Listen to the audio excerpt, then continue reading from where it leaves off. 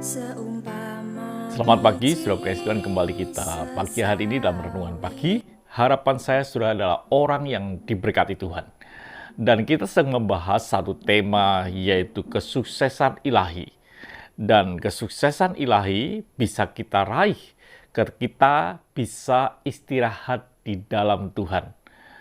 Dan kita telah melihat beberapa anak-anak Tuhan yang luar biasa di Alkitab, yang dia mampu istirahat di dalam Tuhan, sehingga ketika masalah itu datang, bagi dia tidak masalah, karena dia lebih bisa merasakan akan kehadiran Tuhan daripada masalah yang ada di luar kehidupan dia. Jadi biarlah hidup kita adalah hidup yang bisa istirahat dalam Tuhan. Apa yang terjadi orang jika tidak bisa istirahat dalam Tuhan?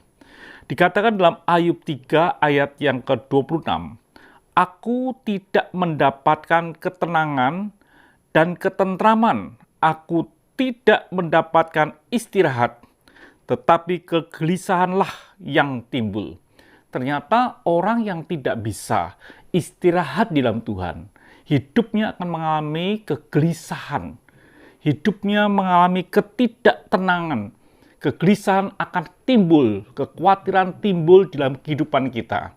Jadi saudara kasih Tuhan, ketika sudah mengalami kekhawatiran, ketika sudah mengalami sesuatu yang tidak enak, sesuatu yang kurang nyaman, hilangnya sukacita, itu bukti bahwa saudara tidak mampu untuk istirahat di dalam Tuhan, sehingga mengalami kegelisahan di dalam kehidupan saudara.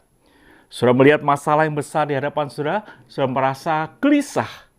Sesungguhnya saudara tidak mampu, atau saudara tidak meletakkan hidup saudara istirahat di dalam Tuhan.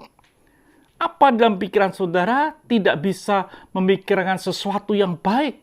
Dikatakan dalam Mika 2 ayat yang 1, celakalah orang-orang yang merencanakan kedurjanaan dan merencanakan kejahatan di tempat tidurnya, yang melakukannya di waktu wajar, sebab hal itu adalah kekuatannya. Kemauan dia sendiri. Di saat istirahat, dia merencanakan hal-hal yang buruk di dalam kehidupannya.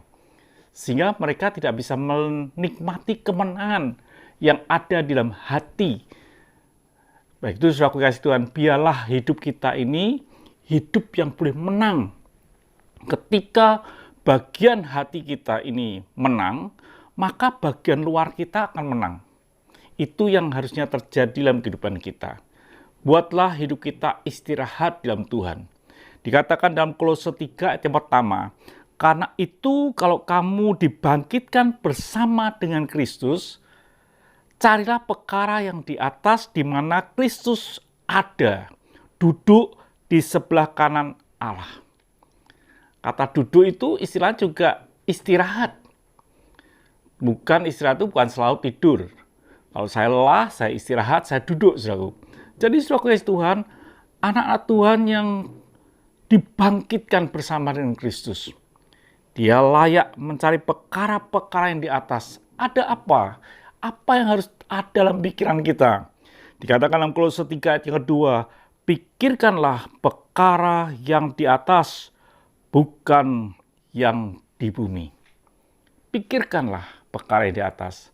Apa yang enak didengar, yang namanya kebajikan, itu kita pikirkan dalam hidup ini.